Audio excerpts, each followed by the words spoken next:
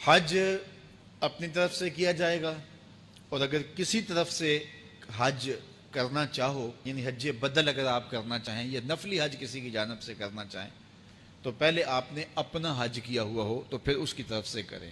اس پر ایک روایت دیکھ لیجئے، اور وہ یہ حضرت عبداللہ ابن عباس رضی اللہ تعالیٰ عنہ سے مروی ہے۔ حضور طواف فرما رہے تھے تو آواز آئی شبرما کی طرف سے،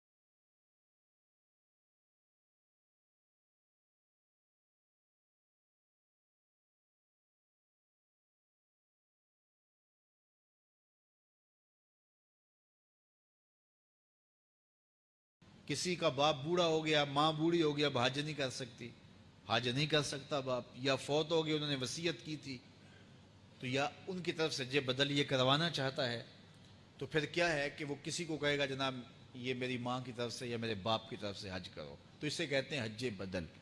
اس حج میں 3 بندے بخشے جاتے ہیں۔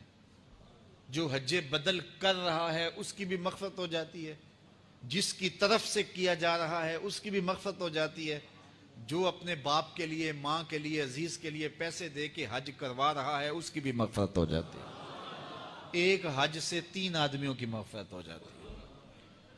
اللہ تعالیٰ جل شانہ کی بارگاہ میں یہ دعا ہے کہ ہمیں سعادت حج نصیب فرمائے۔ وہ منظر بڑا دل نواز ہوتا ہے جب لبیک کی صدائیں لگتی ہیں اور بندہ جھولی پھیلا کے مالک کی چوکھٹ پہ کھڑا ہوتا ہے، صرف 2 کپڑوں سے تن ڈھانپا ہوا ہوتا ہے، نہ سامان زندگی پاس ہوتا ہے، امیر غریب شہنشاہ کج کلا بادشاہ سارے ایک ہی یونیفارم میں ہوتے ہیں، اور کھلے آسمان تلے لبیک کے ترانے اور دل نواز صدائیں، اور پھر سارا دن لمبی دعائیں آرزویں، تو پھر یقین کا وہ ایک جہاں آباد ہو جاتا ہے کہ پھر زندگی میں ایک مرتبہ حج فرض کیا گیا ہے، اور اس کے لیے شرائط ہیں: اسلام، بلوغ، حریت، عقل اور وقت، یہ 5 شرطیں ہیں۔ یعنی جو مسلمان نہیں ہے اس پر حج واجب نہیں ہے۔ اسلام شرط ہے وجوب حج کے لیے۔ اگر کوئی غیر مسلم چلا گیا، کسی مسلمان کے ساتھ اس کا خادم تھا، نوکر تھا، تو وہ وہاں اراکین حج ادا کرتا رہا، بعد میں اس نے اسلام قبول کر لیا، تو اس کا ماضی کا کیا ہوا حج حج نہیں ہوگا، اس کو دوبارہ کرنا پڑے گا۔ اسی طرح بچے نے حج کر لیا اپنے والد کے ساتھ یا والدہ کے ساتھ، تو جب وہ بالغ ہوگا تو اس کے ذمہ حجۃ الاسلام باقی ہے۔ یہ حج جو اس نے کیا ہے یہ اس کا نفلی حج ہوگا، اس کا ثواب ضرور ملے گا، لیکن کس کو ملے گا؟ اللہ کے محبوب علیہ الصلاۃ والسلام کی بارگاہ میں یہ سوال ہوا۔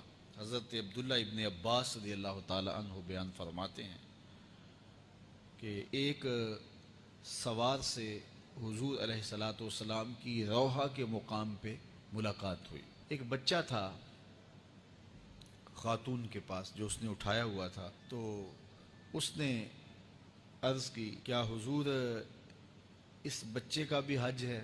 فرمایا ہاں، یہ اگر مناسک ادا کرتا ہے تو اس کا بھی حج ہے، لیکن فرمایا اس کا ثواب تجھے ملے گا۔ اس سے علماء نے یہ مسئلہ اخذ کیا کہ جو بچے بچپن میں نیکی کرتے ہیں، نماز پڑھتے ہیں، ابھی ان پہ نماز فرض نہیں ہوئی، 7 سال کے، 8 سال کے، 9 سال کے روزے رکھتے ہیں۔ روزہ تو بلوغت کے بعد ان پر واجب ہوا ہے، لیکن چھوٹے چھوٹے بچے بھی روزے رکھتے ہیں، سخت پیاس کاٹتے ہیں، گرمی کاٹتے ہیں۔ روزہ فرض نہیں ہوا لیکن روزہ رکھتے ہیں۔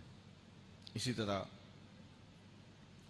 وہ کچھ صدقہ و خیرات کر دیتے ہیں، یہ قرآن مجید کی تلاوت کرتے ہیں۔ عموماً یہ جو حفظ بچے کر رہے ہوتے ہیں، عموماً یہ نابالغ بچے ہوتے ہیں، چھوٹی عمر کے بچے ہوتے ہیں، تو یہ قرآن مجید کی تلاوت کا ثواب، نمازوں کا ثواب، صدقہ و خیرات کا ثواب، بچپن میں جو بچے روزہ رکھتے ہیں یا بچپن میں کوئی حج کرتا ہے یا عمرہ کرتا ہے، سب کا ثواب والدین کے کھاتے میں لکھا جاتا ہے۔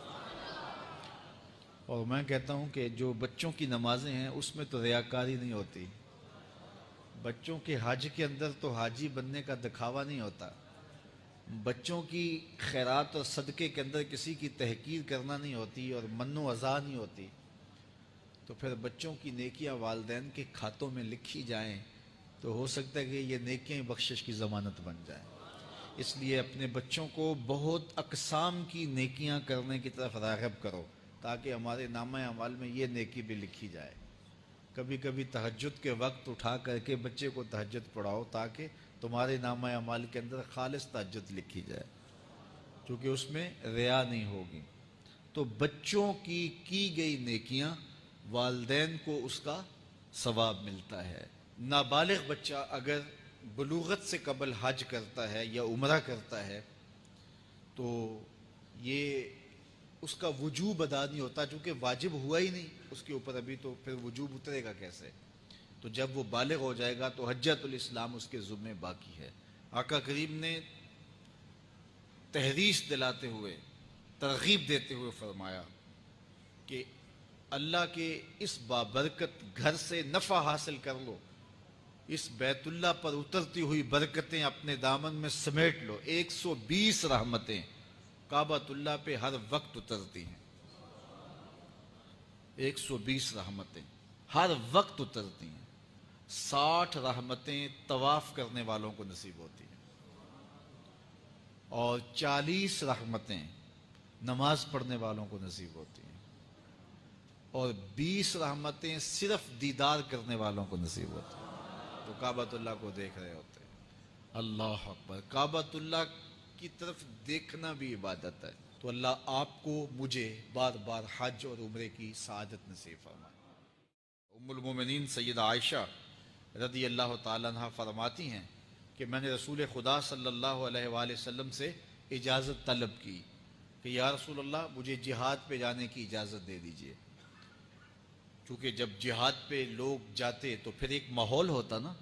ہمارے ہاں بھی جب جنگ کا طبل بجتا ہے یا سرحدوں پہ کشیدگی ہوتی ہے یا 6 ستمبر کو جنگی مشقیں ہوتی ہیں تو پھر چھوٹے چھوٹے بچوں کے دل میں بھی جذبے اور ولولے پیدا ہوتے ہیں کہ ہم بھی جو ہیں وہ پاکستان آرمی میں جائیں اور جا کے ہم لڑائی کریں، دشمن کے خلاف کھڑے ہوں۔ جب ترانے بجتے ہیں تو جذبوں کا جہاں سینوں میں آباد ہوتا ہے۔ تو یہ تو آج کے دور میں بھی ہے، تو جب نبوی دور میں بدر کے لیے فوجیں تیار ہوئی ہوں گی، احد کے لیے فوجیں تیار ہوئی ہوں گی، حنین اور تبوک کے لیے فوجیں تیار ہوئی ہوں گی، تو سیدہ عائشہ رضی اللہ تعالیٰ عنہ کہتی ہیں میں نے حضور سے کہا حضور میں جہاد کے لیے جانا چاہتی ہوں، مجھے اجازت دے دیجئے۔ فرمایا تمہارا جہاد حج ہے۔ اور ایک روایت میں ہے بڑی عمر کے شخص، کمزور شخص اور عورت، ان کا جہاد حج اور عمرہ ہے۔ تو حج اور عمرہ عورتوں کا جہاد ہے، حج اور عمرہ کمزوروں کا جہاد ہے، حج اور عمرہ بیماروں کا جہاد ہے، ضعیفوں کا اور خواتین کا جہاد ہے۔ تو یہ وہ جہاد ہے جس میں کوئی کانٹا بھی نہیں چبھتا اور کوئی تکلیف بھی نہیں ہوتی اور جہاد بھی ہوتا ہے۔ ویسے تو زندگی میں حج ایک مرتبہ فرض ہے، ایک مرتبہ واجب ہوتا ہے، اگر ادا کر لیا تو وجوب اتر گیا، لیکن اگر آپ زیادہ بار حج کریں تو یہ حضرت ابو سعید خدری سے روایت ہے۔ حضور نبی رحمت صلی اللہ علیہ وآلہ وسلم فرمایا بے شک اللہ ارشاد فرماتا ہے کہ جب بندے کو میں صحت دوں اور رزق میں برکت عطا کروں، بندے کو جب صحت بھی نصیب ہو اور رزق میں برکت بھی نصیب ہو، تو وہ ہر 4 سال کے بعد حج کے لیے نہ آئے، اور ایک روایت میں ہے 5 اعوام، 5 سال کے بعد حج میں نہ آئے تو وہ محروم ہے۔ تو اللہ کی رحمتوں کو حاصل کرنے کے لیے جو ہے وہ 5 سال میں ایک مرتبہ اگر حج کر لیا جائے تو یہ بہت ساری برکتوں کا سبب اور ذریعہ ہوگا۔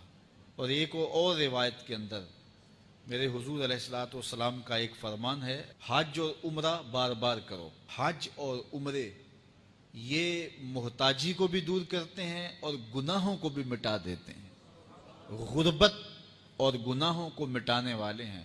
کما ینفی الکیر خبث الحدید والذہب والفضہ، جس طرح بھٹی کے اندر سونا ڈالو، چاندی ڈالو، لوہا ڈالو تو بھٹی اس کا زنگ اتار دیتی ہے، عمرہ اور حج گناہوں اور غربت کا زنگ اتار دیتے ہیں۔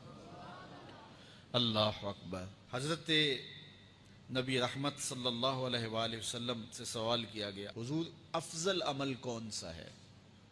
افضل عمل کون سا ہے؟ اللہ اور اس کے رسول پر ایمان لانا۔ عرض کی حضور پھر اس کے بعد افضل عمل کون سا ہے؟ اللہ کی راہ میں جہاد کرنا۔